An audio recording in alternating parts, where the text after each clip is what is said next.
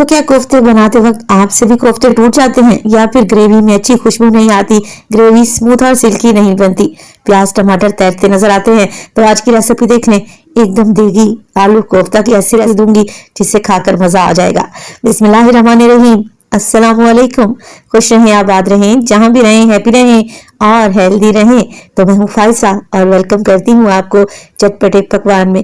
आप जरा ये कोफ्ते चेक करें तो देखें, लग रहे हैं ना टेस्ट। गोल गोल नरम मुलायम कोफ्ते बनाना अब कोई भी मुश्किल काम नहीं है।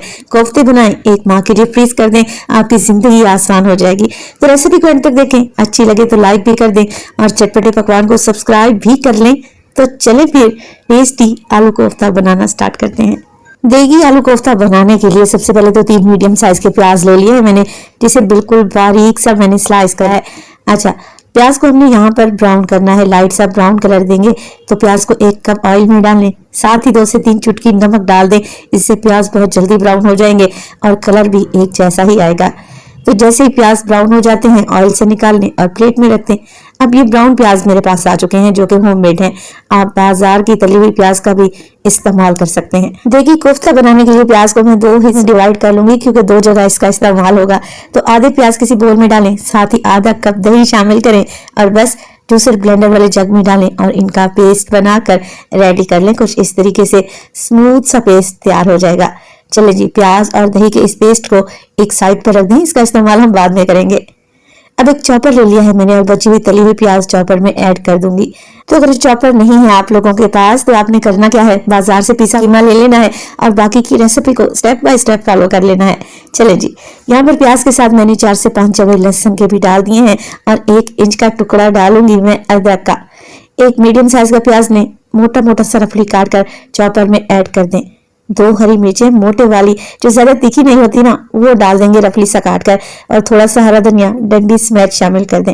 कवर लगाएं और सबसे पहले इन चीजों को बारीक सा चॉप कर लें, पीस लें। अच्छा, ये काम आप मिक्सी जार में भी कर सकते हैं जिसमें हम गरम वाला पीसते हैं ना, आसानी से ये चीजें चॉप हो जाएंगी।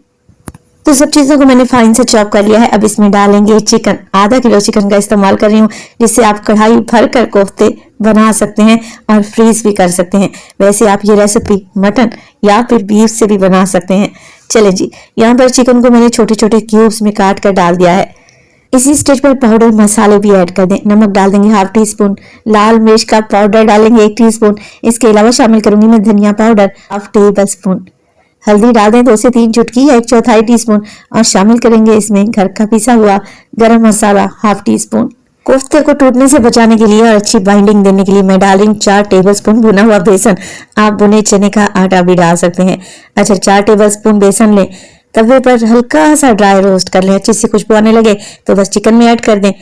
अगर बेसन नहीं डालना चाहते तो आप इसमें ब्रेड क्रम्स भी डाल सकते हैं आधा कप के बराबर, तब भी आपका काम बन जाएगा।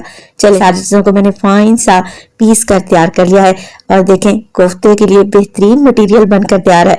इस सारे चिकन को निकाल लेंगे एक बोल में और अब कोफ्ते बनाना स्टार्ट करते हैं। ऑयल ले लिया है मैंने 2 से 3 टेबलस्पून हाथों को ग्रीस करने के लिए। तो बस हल्का सा हाथों को ग्रीस करें और मीडियम साइज के कोफ्ते बनाना स्टार्ट कर दें। तो ये मजेदार से कोफ्ते बनाकर आप फ्रीज भी कर सकते हैं। फिर चाहे आप कोफ्ते की ग्रेवी तैयार कर ले, कोफ्ता पुलाव बना लें, मंचूरियन तैयार करें कोफ्तों, या फिर स्पेगेटी में डालें, मिनटों में आपका काम हो जाएगा। तो यहाँ पर मैं मीडियम साइज के गोल गोल कोफ्ते बनाकर तैयार कर लूंगी। अच्छा, आधा किलो चिकन से मैं तकरीबन 16 अदद कोफ्ते बनाऊंगी। आप देख रहे हैं कि कोफ्ते में क्रैक बिल्कुल भी नहीं है और ऐसे ही स्मूथ और सिल्की कोफ्ते बनाकर आप लोगों ने तैयार कर लेने हैं। और इसी स्टेज पर अगर तो रेसिपी आप लोगों को जरा सी भी अच्छी लग रही हो, रेसिपी को लाइक कर दिया करें और चटपटे पकवान को सब्सक्राइब भी कर लें। आप सब लोगों का बेहद शुक्रिया। तो 16 अदद कोफ्ते बनकर तैयार हैं। अब आप इन्हें हल्का सा फ्राई करें, ठंडा होने पर आप इन्हें फ्रीज कर सकते हैं या आप इन्हें स्टीमर की मदद से स्टीम भी दे सकते हैं। ग्रेवी बनाने के लिए मैं 1 कप ऑयल लूंगी और ये वही ऑयल है जिसमें मैंने प्याज फ्राई किए थे। चलें जी, ऑयल में शामिल कर दिया मैंने 3 अदद हरी इलायची, जिन्हें खोल कर डालना है। इसके अलावा 2 से 3 छोटे साइज के तेज पत्ते डालेंगे, जिससे ग्रेवी में बड़ी ही अच्छी खुशबू आएगी। ½ टेबल स्पून डाल रही हूँ इसमें अदरक और लहसुन का पेस्ट और डाल देंगे इसमें प्याज और दही वाला पेस्ट जो कि हमने स्टार्ट में बनाकर रखा हुआ था ना, बस वो ऐड कर दें। पाउडर मसालों का भी इस्तेमाल करूंगी और इसी स्टेज पर डाल दूंगी। फ्लेम को मैंने ऑन करा है। डालेंगे इसमें कश्मीरी लाल मिर्च का पाउडर हाफ टेबल स्पून, अच्छे कलर के लिए डाल रही हूँ, अगर है तो डाल दें, अदरवाइज स्किप भी कर सकते हैं, इससे टेस्ट में कोई फर्क नहीं पड़ेगा। नमक डाल देंगे इसमें हाफ टी स्पून, या आप अपने टेस्ट के मुताबिक डालें। लाल मिर्च का पाउडर डालूंगी मैं इसमें 1 टीस्पून और धनिया पाउडर भी शामिल कर देंगे हाफ टेबल स्पून। तो ये वही मसाले हैं जो मैंने कोफ्ता बनाने में इस्तेमाल किए थे। ग्रेवी में भी सेम मसाले डालेंगे।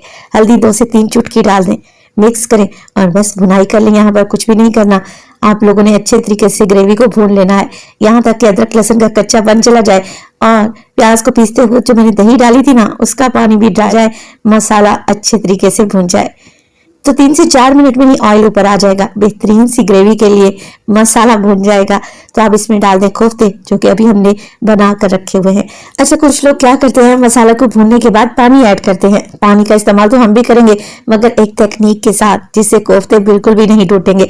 तो यहाँ पर जैसे मसाला भूनकर तैयार हो जाता है ना, आप इसमें कोफ्ते ऐड कर दें। फ्लेम को बिल्कुल लो कर दें, 0 फ्लेम पे आप लोगों ने कोफ्ते डालने हैं ताकि मसाला ना जले। तो जैसे कोफ्ते डाल देंगे कवर लगा दें और 5 से 6 मिनट के लिए कोफ्तों को पकने के लिए छोड़ दें। मैं अगेन आप लोगों से कह रही हूँ फ्लेम को बिल्कुल लो रखें। 5 से 6 मिनट में ही चिकन के कोफ्ते हैं, इन्हें अच्छी सी स्टीम मिल जाएगी और इनका कलर चेंज हो जाएगा, वाइट पड़ जाएगा। तो अब आप इन्हें जैसे मर्जी घुमाएं, ये बिल्कुल भी नहीं टूटेंगे, इस बात की तो मैं आपको गारंटी दूंगी। अच्छा, मिक्स कर लिया है कोफ्तों को मैंने अच्छे तरीके से। 2 अदद बड़े साइज के आलू को मैंने मोटे मोटे टुकड़ों में काट कर रखा हुआ था। आलू ऑप्शनल है, डालना चाहते हैं तो डालें, अदरवाइज स्किप भी कर सकते हैं। वैसे कोफ्ते में आलू का जायका बड़ा ही जबरदस्त आता है। तो सिर्फ 2 आलू मैंने डाले हैं मोटे मोटे टुकड़ों में काट कर।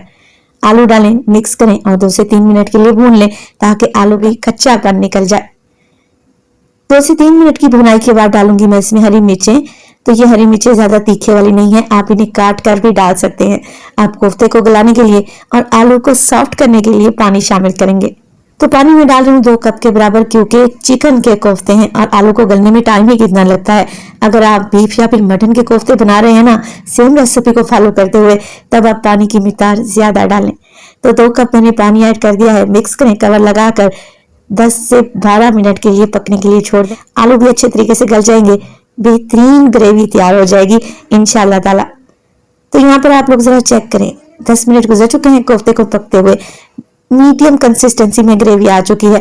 अगर आप इसे मजीद गाढ़ा करना चाहते हैं तो इसे गाढ़ा भी कर सकते हैं। मैं इसे हल्का पतला ही रखूंगी क्योंकि रोटी चपाती पराठे के साथ या उबले हुए चावल के साथ भी आप इसे आसानी से सर्व कर सकते हैं। आखिर में डालूंगी 2 चुटकी पिसा हुआ गरम मसाला और डालेंगे ढेर सारा हरा धनिया।